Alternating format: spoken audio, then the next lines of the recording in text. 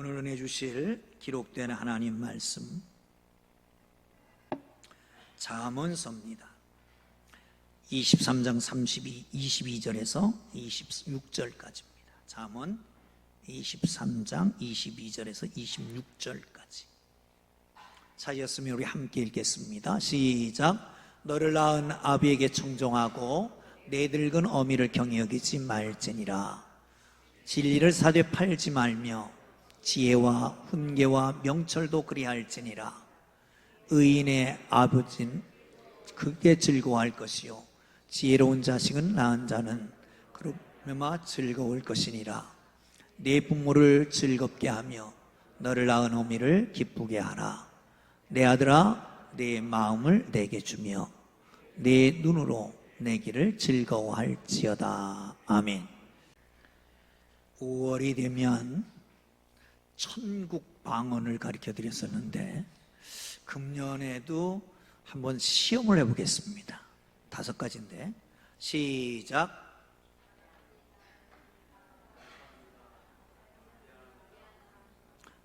순서를 이렇게 하면 됩니다. 미안합니다, 괜찮습니다, 감사합니다, 사랑합니다, 축복합니다. 시작.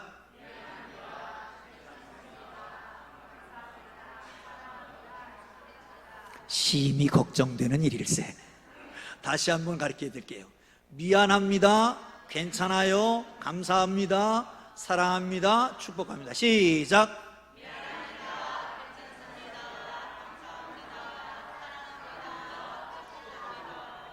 주여. 대전에 가면 한국효문화진흥원이라고 하는 곳이 있습니다. 그곳에 한 곳에 아주 희한한 물건이 하나 있습니다. 그게 뭐냐면 이겁니다. 지게입니다. 지게. 이 지게는 언제 거기에 있게 됐느냐 하면 2006년도, 그러니까 북한 그 금강산 관광이 아주 유행할 때 나이 들은 할아버지가 금강산 구경을 가고 싶었습니다. 늘 그렇게 말합니다. 금강산은 12,000봉이라는데 암자가 8만 개가 있다는데, 금강산은 12,000봉이라는데 암자는 8만 개가 있다는데, 자식들이 논의를 해서 그러면 이번 생신에는 금강산 관광을 시켜드리자. 그런데 연세가 90이었습니다. 90 노령에 산에 올라간다는 게 무리잖아요. 고심을 하다가 당시에 41살이었던 아들이 전에 나무찜을 졌던 생각이 났습니다. 아, 지게다. 그리고 지게를 제작했습니다. 드디어 금강산을 갔습니다. 금강산에 가서 지게에 타시라고 그러니까 못 타시는 거예요. 네가 힘들어서 어떡하냐? 그래도 강제로 태웠습니다. 그리고 금강산을 구경하는데 아이고, 이게 꿈이냐 생시냐, 이게 실물이냐 그림이냐 얼마나 좋아하시는지, 저 모퉁이 돌아가면 무엇이 있다냐. 힘들고 어려웠지만 그야말로 그 몸무게 때문에 어깨는 빠지는 것 같고 상체는 거의 피멍이 들었지만 그래도 좋아하시는 아버지를 보면서 대견하게 생각하고 자기 스스로가 만족하고 이렇게 했습니다.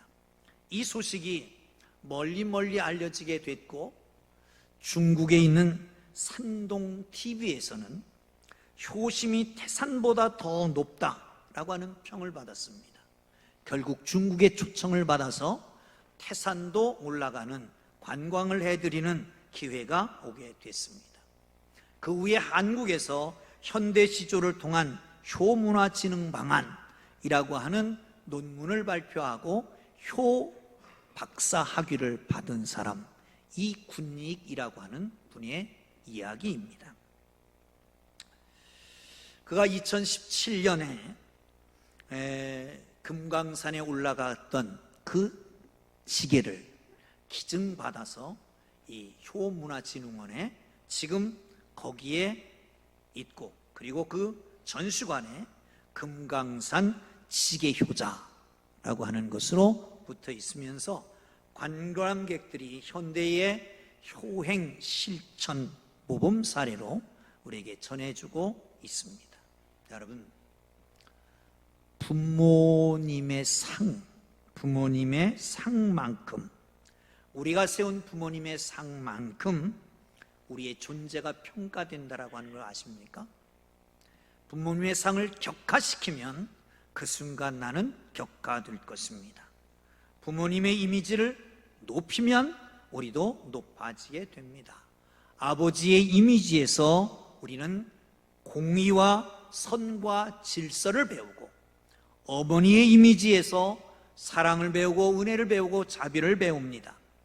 이렇게 배운 것이 평생 갑니다. 어쩌면 그것이 운명을 좌우한다라고 할 수도 있습니다. 오늘 어버이 주일입니다. 이미 부모님들이 이 땅에 안 계신 분들도 있을 것입니다.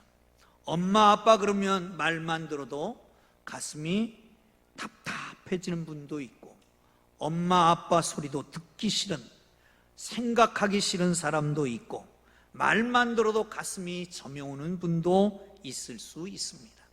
그러나 오늘 말씀을 통해서 내 생명의 뿌리이신 육신의 부모님에 대한 하나님이 어떤 마음을 주실까라고 기대하기를 주의 이름으로 축원합니다. 아니, 오늘 내 생각과 내 마음을 다 하나님의 마음에, 하나님의 말씀에 올려드리는 귀한 시간이 되기를 주의 이름으로 축원합니다. 뿐만 아니라 오랫동안 아무도 알아주지 않는 부모의 삶을 사신 부모님 여러분들은 은혜를 받고 하나님이 주시는 은혜가 있기를 주의 이름으로 축원합니다. 할렐루야. 자, 성경을 보시죠. 22절입니다. 시작. 너를 낳은 어머니에게 청종하고 내 늙은 어미를 경히 여기지 말라. 지혜의 왕 솔로몬은 아들에게, 그리고 이스라엘 백성들에게, 그 뒤에 계속 왕들을 향해서 말합니다. 너의 낳은 어미를 청종하고, 아버지를 청종하고 내 어미를 경히 여기지 말라. 존귀히 여기라는 것입니다. 여러분, 효도는 구제가 아닙니다. 늙어서 불쌍해서 모시는 게 효제가 아닙니다. 효도는 진정 존재 가치를 높이 인정하고 존경하는 데부터 시작되는 것입니다. 간혹 이스라엘 사람들이 대단하다, 그래서 이스라엘 사람들을 배우려고 하는 사람들이 있습니다. 각 나라마다 조금 깨어있는 사람들은, 그래서 우리나라에도 서점에 가면 이스라엘의 지혜서에 대해서 아주 많이 번역되어서 나오고 있습니다. 그러나 여러분, 모르는 소리 하지 마십시오. 그렇게 책으로 배우는 게 아닙니다. 근본을 알아야 된다라고 하는 겁니다. 여러분, 이스라엘 사람들은 아무리 많은 말을 하고 아무리 어떤 중요한 토론을 하더라도, 갑론을박하더라도 그럴 때에 성경 말씀입니다, 전승입니다, 그럼 끝입니다. 그것으로 끝나는 것입니다. 전승이라고 하는 것은 뭐냐? 조상 대대로 내려오는 격언 같은 것, 속담 같은 것, 성경입니다. 그것이 바로 그들에게 있어서 법보다 더 위에 있는 것입니다. 어떤 좋은 의견보다 그 위에 있는 것입니다. 사랑하는 성도 여러분, 그렇습니다. 그러므로 어른들에게 배워야 될 필요가 있다. 아멘. 존경하기를 주의 이름으로 축원합니다. 아멘. 여러분, 고려장이 왜 없어졌느냐? 뭐 여러 가지 얘기가 있지요. 그 중에 아마 제가 하는 게 정설일 것 같습니다. 고위 관직에 있는 아들이, 아버님이 연세가 높아지셨습니다. 이제 70이 넘으면 고려장을 해야 됩니다. 그런데 차마 할 수가 없는 거예요. 그래서 아주 은밀하게 모시고 아침 저녁으로 인사를 드리고 식사를 대접합니다. 그리고 얘기를 해드리고, 그런데 어느 날 아들이 들어오는 걸 보니까 뭔가 수심이 가득한 거예요. 얘 너 뭐 근심이 있냐? 아니, 없습니다. 아이, 근심이 있는데 뭘 그러느냐? 얘기를 해보거라. 중국에서 사신이 왔습니다. 이 수수께끼를 풀려고 그러는데 수수께끼를 못 풀면 아주 엄청난 대가를 치러야 되는데 이 수수께끼 답이 없습니다. 뭐냐? 얘기해보거라. 예, 말 두 피를 똑같은 걸 가져왔습니다. 그런데 어떤 게 어미고 어떤 게 새끼인지를 구별하라는 겁니다. 그래? 그거 간단하다. 그러면 말 두 피를 같이 놓고 꼴을 줘봐라. 그냥 덥석 무는 거는 새끼고, 새끼가 먹나 뭔가를 보고 나중에 먹는 거는 애민이라. 또 조금 있더니 또 왔습니다. 걱정이 있습니다. 뭐냐? 나무가 있는데 아래 위가 똑같습니다. 이 똑같은 나무를 아래 위를 구분하라고 그러는데 어떻게 할 수가 없습니다. 그것도 간단하단다. 그거를 강에다 띄워봐라. 그러면 밑으로 내려가는 게 밑둥이란다. 그래서 풀어줬습니다. 임금이 얼마나 고마웠겠어요. 이리 오너라. 내가 너에게 큰 상을 내리리라. 아니, 큰 상을 내리지 마십시오. 제가 죽을 죄를 졌습니다. 국법을 어겼습니다. 국법이 뭐냐? 고려장을 해야 되는데 아버님을 고려장할 수가 없어서 제가 모셨습니다. 당장 그 법을 없애라. 그래서 고려장이 없어졌다는 겁니다. 여러분, 어르신의 말을 들으세요. 부모님의 말씀을 들으세요. 요즘은 젊은이들이 더 똑똑합니다. SNS 내지는 휴대폰, 스마트폰에 백과사전이 다 있습니다. 그것만 열면 모든 걸 알 수 있습니다. 그러나 여러분, 지혜는 없습니다. 지식은 있을지 몰라도. 부모님에게 청종하기를 주의 이름으로 축원합니다. 잠언서 지혜를 배우고 지식을 알게 하고 그런가 하면 잘 살고 복되게 살게 하는 방법이 거기 있습니다. 그런데 거기 아무리 읽어봐도 딱 두 가지 명제밖에 없습니다. 두 가지 명제는 뭔지 아십니까? 첫째는 여호와를 경외하라 라고 합니다. 그러면 두 번째는 뭘까요? 부모에게 효도해라. 그게 축복된 길이라는 겁니다. 사랑하는 성도 여러분, 왜 부모님께 효도해야 될까요? 왜 부모님을 존귀히 여겨야 될까요? 첫째, 제2창조자이시기 때문입니다. 하나님이 창조자이십니다. 사람을 만들어야 됩니다. 그런데 사람 창조시에 아담은 만들었지만 지금은 어떻게 만듭니까? 엄마 아버지를 들어서 창조사역의 동반자로 세워서 우리를 만드셨잖아요. 그러면 우리는 하나님과 똑같이 하나님과 같이 제2의 창조자인 부모를 존경해야 됩니다. 아멘. 할렐루야. 또 한 가지, 세상에 태어나면서 제일 먼저 관계가 맺어진 이웃입니다. 제일 많이 은혜를 받은 사람입니다. 그러기에 존경할 수밖에 없습니다. 하나님의 계시입니다. 여러분 아시겠지만 아버지의 모습 속에서, 아버지의 이미지 속에서 공의를 배우고 진노를 배우고 징계를 배우고 질서를 배웁니다. 어머니를 통해서 용서와 자비와 사랑과 은혜와 희생을 배우게 됩니다. 옛부터 하나님을 아버지로, 교회는 어머니로 고백했습니다. 좋은 아버지를 만나면 하나님에 대한 이미지를 금방 알 수 있습니다. 좋은 어머니를 만나면 하나님의 사랑을 깨달을 수 있습니다. 하나님의 계시가 바로 어머니 아버지다라고 하는 걸 알고 존귀 여기기를 주의 이름으로 축원합니다. 무엇보다도 부모님은 사랑의 원천입니다. 뜨거운 사랑, 부부간의 사랑은 거기에 아무리 열정적이라도 거기에 질투와 시기가 있습니다. 형제간의 사랑, 거짓이 있을 수 있습니다. 또한 친구간의 사랑, 거기에는 배신이 있을 수 있습니다. 그러나 질투, 거짓, 배신이 없는 사랑은 오직 부모님의 사랑밖에 없는 것이죠. 할렐루야. 동생을 칭찬하면 형이 화냅니다. 남편을 칭찬하는데도 아내가 좋아하지 않는 사람도 있습니다.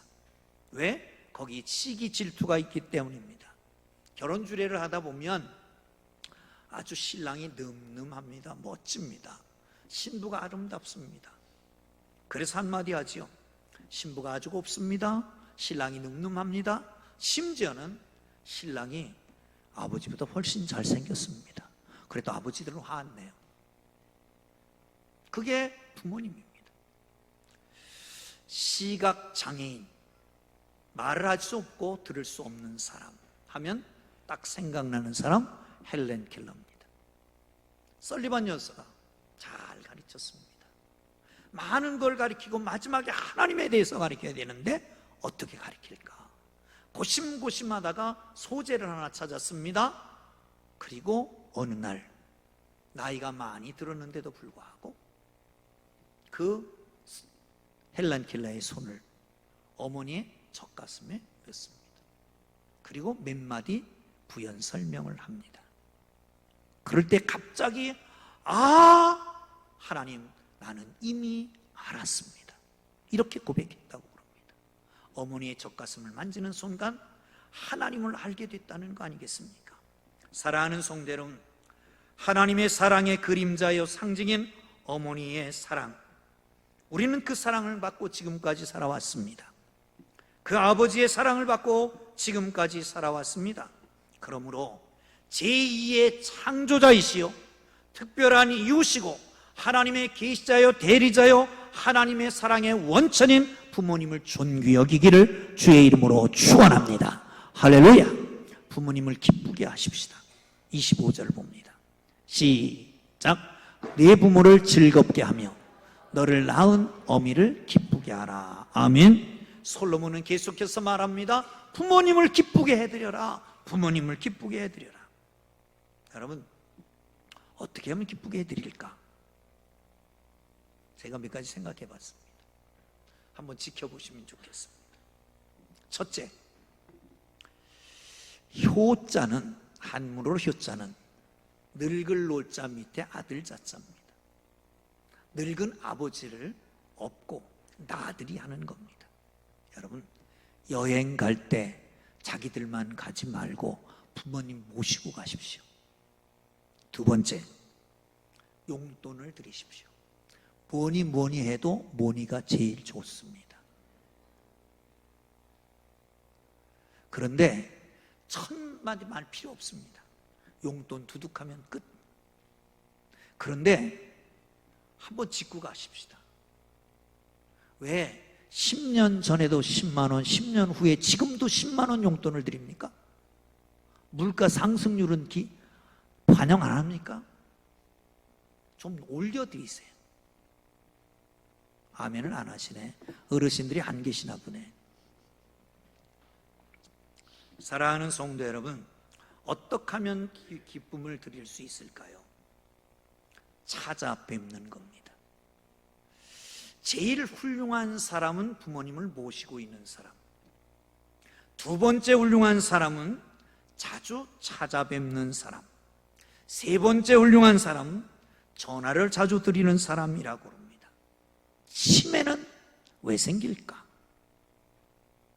어떤 책에 보니까 치매를 이렇게 썼더라고요. 치매는 자식들이 너무 찾아와 주지 않고 자식들과 대화가 너무 없으니까 스트레스, 화병, 외로움병으로 나타나는 게 치매다.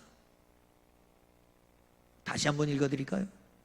치매는 자식들이 자주 찾아와 주지 않고 자식들과 대화가 없어서 스트레스, 화병, 외로움병으로 생기는 게 치매다.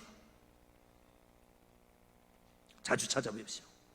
세 번째는 형제들끼리 우애하십시오. 하나님을 사랑하는 게 어떻게 나타나요? 이웃을 사랑하는 걸로 나타나요. 부모님을 사랑하는 건 어떻게 나타날까요? 부모님께 효도하는 것은 형제를 사랑하는 걸로 나타납니다. 아멘! 할렐루야! 부모님이 안 계시는 분은 주무셔도 됩니다. 부모님이 안 계시는 분은 주무셔도 괜찮아요. 그리고 부모님이 원하시는 걸 해드리는 겁니다. 여러분, 우리가 뭘 해드려야만 부모님 기뻐하시는 거 아닌 것 같아요. 당신의 존재감이 필요한 거예요. 제가 우리 장인어른이 바로 밑에 아파트에 계시잖아요. 7단지. 그러니까 우리 식구가 아침에 가서 인사하고 식사 차려드리고 그래요. 얼마 전에는 아버님, 저 생일이에요. 용돈 주세요. 그래? 자네 이 목사 벌써 생일이야? 그러더니 주섬주섬 열더니 이만큼을 주는 거예요. 그냥 세지도 않고 막 주는 거예요. 아유, 감사합니다. 하나만 빼고 다시 늦어드렸어요. 얼마나 좋아하시는지. 줄 수 있어서 좋은 거잖아요. 사랑하는 성도 여러분, 존재감을 인정할 수 있기를 주의 이름으로 축원합니다. 세종 때에 이정간이라고 하는 분이 계셨습니다. 사헌부 요직과 내외 관직을 두루 역임하고 강원도 관찰사로 재임하던 중에 어머니가 100세가 되셨습니다. 돌볼 분이 없어요. 그래 관직을 사직을 하고 와서 어머니를 돌보고 있었습니다. 어머니를 기쁘게 하려고 그러니까 별의별 따는 거예요. 나이가 많음에도 불구하고, 당신이 80인데도 불구하고 색동저고리를 입고 깨벗고 춤을 추고 이렇게 기쁘게 해드리는 거예요. 이게 소문이 났습니다. 세종대왕이 확인을 했습니다. 그리고 불러서 그에게 관직을 내립니다. 정이품, 그리고 노무에게는 정대부인, 그리고 이정간에게 괴장을 하사하고 어필을 내리고, 그리고 가서 이 동네 다 네 거 해라. 그게 충청남도 홍성의 낙상리에 있는 땅입니다. 그게 누구 땅이냐? 우리 선조의 땅입니다. 우리 13대손 효정공의 얘기입니다. 그리고 어필을 내렸습니다. 그 어필이 뭐냐? 가전충효 세수인경. 가정에는 충효의 법도를 전승하고, 그리고 사회에는 인자하고 공경하는 기풍을 지키도록 하여라 라고 하는 거죠. 사랑하는 성도 여러분, 부모님을 기쁘게 해드리기를 주의 이름으로 축원합니다. 마지막으로 한 가지 더 합니다. 26절 보죠. 시작. 내 아들아, 내 마음을 내게 주며 내 눈으로 내 길을 즐거워할지니라. 마음을 줘요. 마음. 모든 관계는 마음이 중요합니다. 부부관계도, 이성과의 관계도, 친구와의 관계도, 부모님을 섬기는 효도도 마음이 중요하잖아요. 용돈은 떠박떠박 드리면서 마음은 안 가 있는 사람도 있습니다. 아니, 용돈조차도 안 드리는 사람도 종종 있지요. 효의 본질은 마음에 있습니다. 아무리 물질적으로 잘해드려도 마음이 떠나 있으면 효가 아닌 것이죠. 어느 엄마가 아침 식사를 하려고 그러다 보니까 식탁에 메모지가 있었습니다. 이번 주 아빠 구두 닦은 것 5,000원, 엄마 심부름 3번 3,000원, 쓰레기 2번 버린 거 2,000원, 합계 10,000원. 그렇게 써놓은 거예요. 그래서 이 엄마가 그 위에다가 청구한 10,000원을 올려놓았습니다. 그리고 메모지를 썼습니다. 이렇게: 너를 위해 뱃속에 몇 달 동안 데리고 다닌 것 공짜, 내 그동안 먹이고 입히고 키우는 데 든 돈 공짜, 아플 때 밤새워 기도하고 눈물을 흘리며 간호한 것 무료, 그 외에 너에 대한 나의 진정한 사랑까지 무료. 아이가 나왔습니다. 10,000원을 슉 집어넣습니다. 근데 거기 메모지가 있는 거예요. 그리고 메모지를 보고 나서 얼굴이 붉어졌습니다. 그리고 메모지에 거기다 이렇게 썼습니다. 이미 다 지불되었음. 그래서 10,000원은 돌려드림. 엄마 사랑합니다. 이렇게 써놨다는 거예요. 여러분, 이영순 교장, 파주공고에 있는 이영순 교장이 한영선 목사님이 글을 인용하고 덧붙여 쓴 얘기가 마음에 와닿아서 소개해 드리려고 그럽니다. 늙으면 설단에. 눈 어두워 그렇지 돋보기 안경 쓰고 확대경 손에 드나 그래도 안 보여 두 번 세 번 살핀다네. 늙으면 설단에 귀먹어 그렇지 남의 소리 반타작 묻기 뭐에 지나고 재빠른 전화소리 정말 듣기 힘들다네. 늙으면 설단에 무시당해 그렇지 수에도 치지 않는 젊은이들의 풍조로다.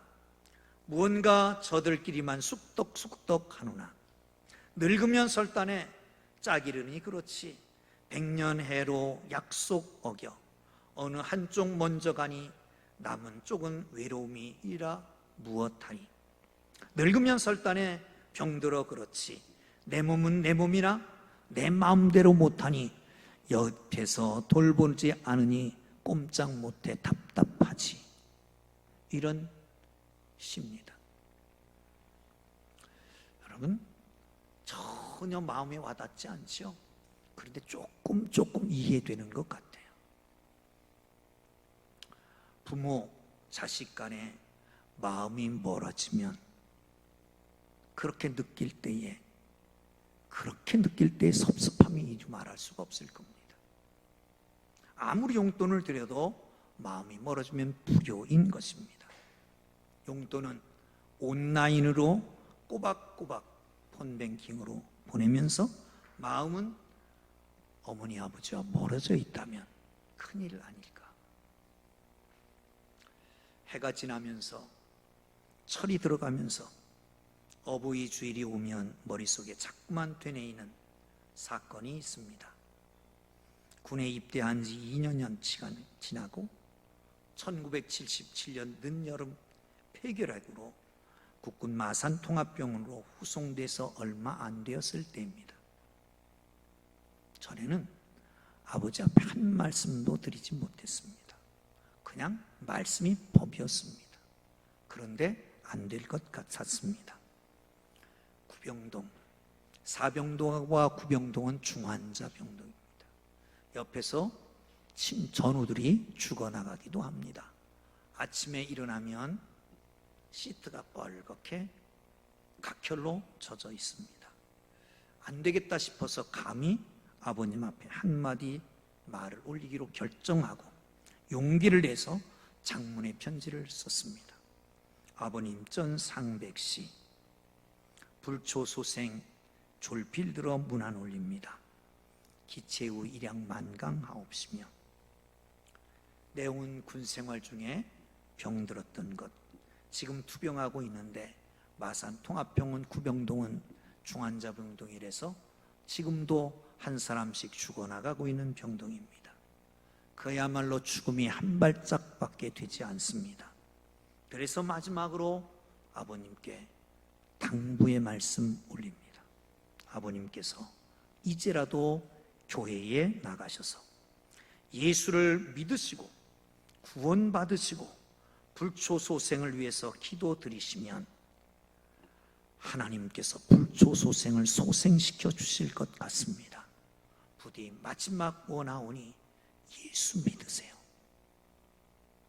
얼마 후 편지 한 통이 왔습니다. 동생이 보내는 편지였습니다.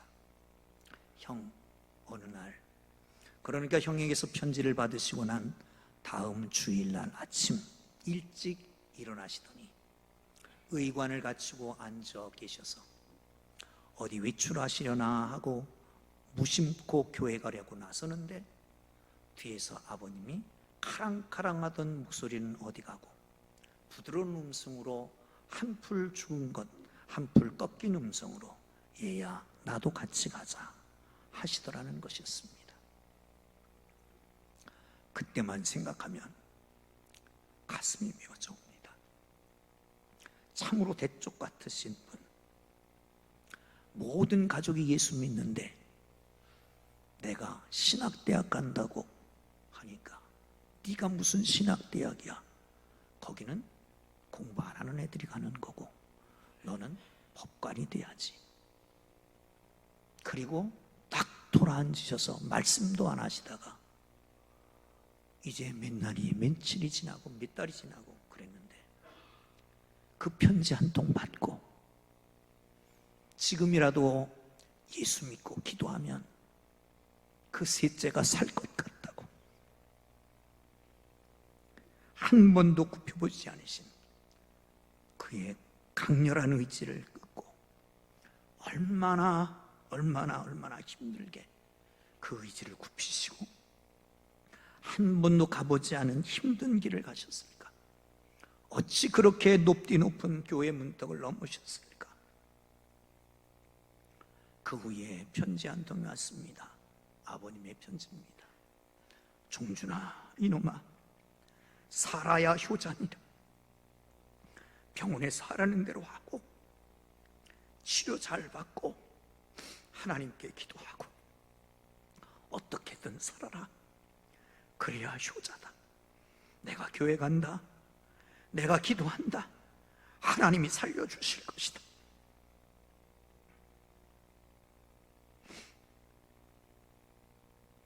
불효자는 아버님이 기도해서 살았는데, 건강해서 강단 한 번도 안 배우고 70 됐는데 이제 눈 떠서 이제 깨닫고 부모님께 뭔가 해드리려고 하니 부모님이 안 계실 겁니다. 일본 속담에 효도와 불조심은 때늦으면 후에 막심하다는 말이 있습니다. 수욕종이 풍부지요 자욕효의 친부대라는 말도 있잖아요. 나무는 가만히 있고자 하지만 바람이 그치지 않고, 자식은 효를 다하고자 하지만 부모는 기다려두지 않습니다.